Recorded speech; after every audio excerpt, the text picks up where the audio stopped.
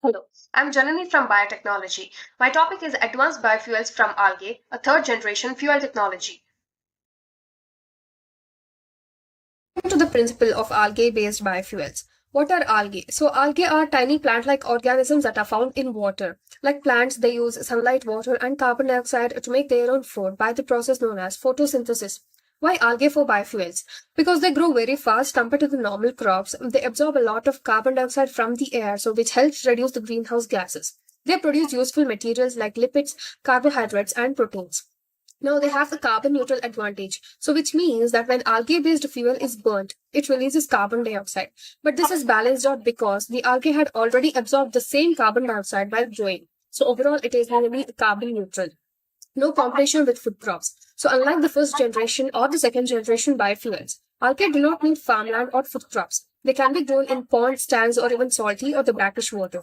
Biorefinery approach. So algae can make many types of biofuels like the biodiesels, ethanol, hydrogen, biogas, biooil. But at the same time, they also give co-products like fertilizers, animal feeds, and nutraceuticals, and are health supplements.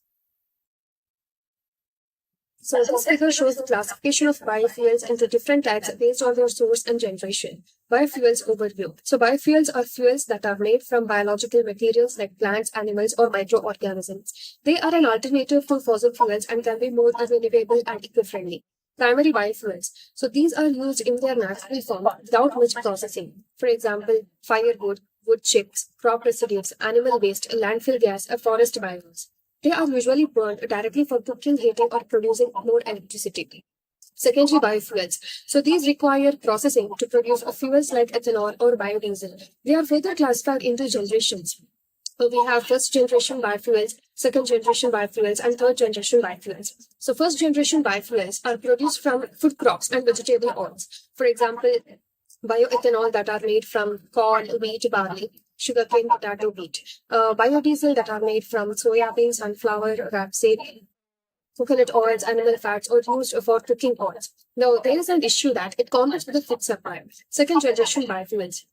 So they are produced from the non-food biomass, like agricultural and the forestry waste. For example, cassava, jatofa, miscanthus, straw, grass, wood produces both bioethanol and biodiesel as well. Advantage is that it doesn't compete directly with the food. Third generation biofuels. They are produced from advanced sources like algae and microbes. For example, we have microalgae and certain microorganisms. Here also there is an advantage that it produces higher yield, is sustainable, and does not use food crops or farmlands. Next, coming to the working of algae-based biofuels. So first one is cultivation, that means growing algae. So algae are grown in open reservoir ponds like shallow, paddle wind driven ponds or closed photobioreactors. They need sunlight, carbon dioxide, and nutrients. So even wastewater can be used to supply nutrients, so making it cost effective and eco-friendly. Next one is harvesting and drying. That means collecting the algae biomass. So once algae grow, they must be separated from water. And methods include centrifugation, flocculation, that is nothing but clumping, filtration, and flotation. Then algae are dried using the spray drying, freeze drying, or sun drying. Next is conversion into fuels. So different parts of algae are processed into different fuels. So biodiesels, where you extract lipids or oils and convert by esterification to get the biodiesel. Bioethanol, which means break down the carbohydrates, ferment the sugars, and then you get the ethanol. Biogas, which is the anaerobic digestion of biomass that gives you methane plus carbon dioxide. Biohydrogen that is processed through biophotolysis, that is splitting water using sunlight and algae or fermentation. Bio-oil and syngas, so from pyrolysis or gasification. Byproducts, that is extra useful materials. So leftover algal biomass is not wasted and it can be used for animal feed, fish feed, fertilizers, pharmaceuticals, cosmetics, and nutraceuticals.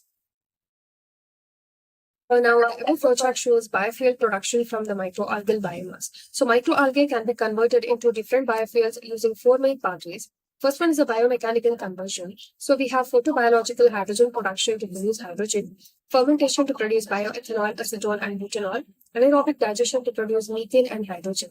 Second one is the thermochemical conversion. So we use gasification to produce syngas, which is a mixture of carbon monoxide and hydrogen, pyrolysis to produce bio-oil, charcoal, and syngas, and liquefaction to produce the bio.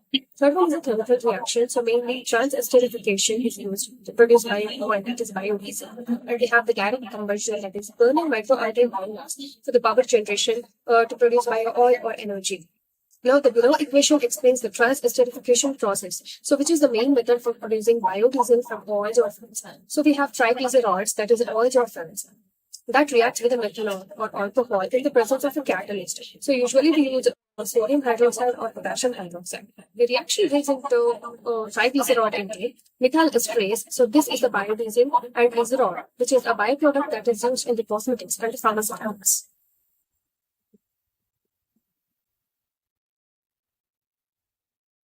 These images show the processes for producing bioethanol and biodiesel from microalgae. Inputs: sunlight, nutrients, water, and carbon dioxide support the microalgae growth. Then cultivation. So they are grown in ponds or bioreactors under the influence of light.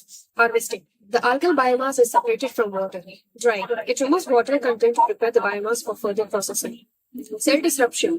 The algal cell walls are broken to release internal contents like starch, proteins, lipids. So on one hand, we have starch hydrolysis, where hydrolysis converts starch into sugars. Sugars are fermented by microorganisms like yeast to produce ethanol. Distillation is performed to produce pure bioethanol. On the other hand, we have biomass that is divided into lipids and fatty acids to obtain biodiesel.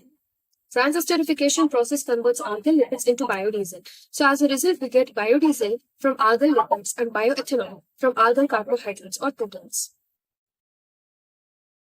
So next is recent advances in algae-based biofuels, genetic and metabolic engineering. So scientists are improving algae strains so they produce more lipids, that is oils and carbohydrates. Special engineered enzymes are also being used to boost the hydrogen fuel production. Advanced cultivation methods.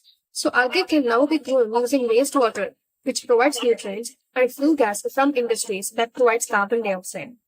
Biofilm and immobilized systems allow algae to grow on surfaces, so making harvesting much easier and cheaper.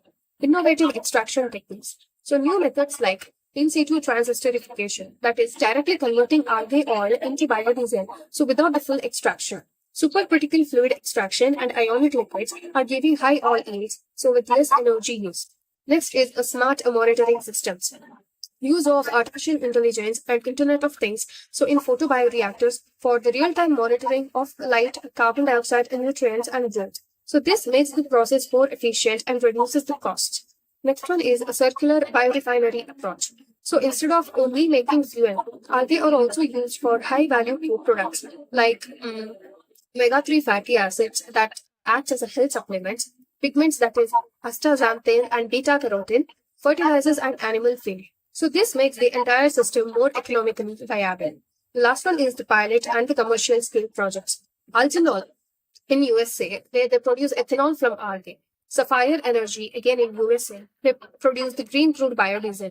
So ethanol and European Union. So pilot scale algae refineries, integrating fuels and co-products are produced. So next, coming to the real-world examples of algae biofuels. United States, DOE, that is the Department of Energy Algae Program, it funds large research programs. Airline trials. United Airlines and Lufthansa tested algae-based jet fuel planes for flights. India, municipalities use wastewater-fed algal ponds and they use species like chlorella and Cinedesmus. So that helps clean the wastewater while producing the biomass for fuels. Japan. So it focuses on Euglena and Chlamydomonas algae, and their main aim is large-scale aviation biofuels. Europe. So the European Union projects like the Biofat and the oil gas are developing algal biodiesel and biogas systems. Next, coming to the applications of algae biofuels. Transport. So biodiesel, ethanol, jet fuel blends. So they can power cars, trucks, and airplanes. Power generation. Biogas, hydrogen, syngas from algae are used for electricity and heat. Environmental benefits. So wastewater treatment. Algae cleans water by absorbing the nutrients. Carbon dioxide capture, as we have already seen, it absorbs carbon dioxide from the industrial emissions. Agriculture. So biofertilizers from the algae residues. Animals and feed for the livestock and the aquaculture. Pharma and cosmetics. So algae produces pigments like the beta-carotene and astaxanthins, omega-3 fatty acids, proteins and antioxidants for health supplements and cosmetics. So now let's see a small video on the lab production. The algae are transferred to a growing pond filled with seawater. Paddle wheel is used to keep it circulating and growing evenly. A light simulates sunlight. A few days go by. The pond has now grown bright green and thick with algae. Now it's being drained. The algae are isolated from the water. The cell walls are crushed to free the oil. A little hexane is added to separate the oil. Sodium hydroxide is mixed with methanol and used to convert the oil into fuel.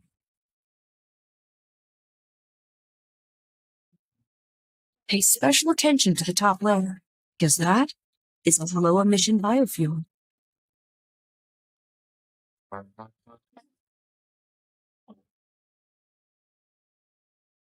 Coming to the advantages of algal biofuels. Very high oil yield. So algae can produce up to 240,000 liters of oil per hectare per year compared to only 6,000 liters from palm oil. So this means algae are much more efficient than the traditional oil crops. Second, rapid growth and short harvesting cycles. So algae grow in hours or days, not months like crops. So fuel can be produced quickly and continuously.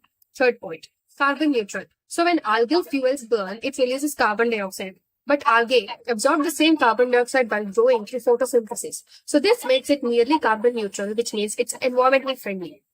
Fourth point, wastewater utilization. So algae can grow in municipal or industrial wastewater. They remove pollutants while producing the useful biomass. It acts as wastewater treatment plus fuel production together.